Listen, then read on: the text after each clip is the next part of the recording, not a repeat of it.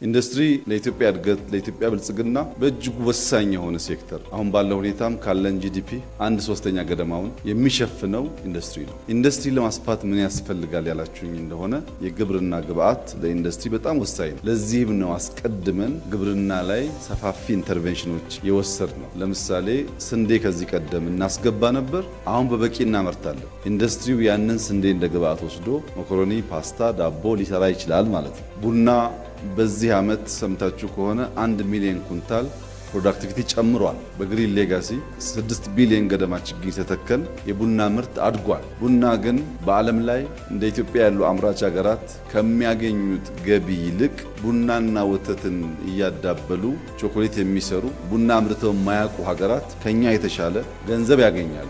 ለምን? ኢንዱስትሪው ያንን ግብዓት ወስዶ ፕሮሰስ ማድረግ ባለመጀመሩ። ሻይ ላለፉት በርካታ ዓመታት ከ3000 ሄክታር ያላለፈ የእርሻ ማሳ ነበረ።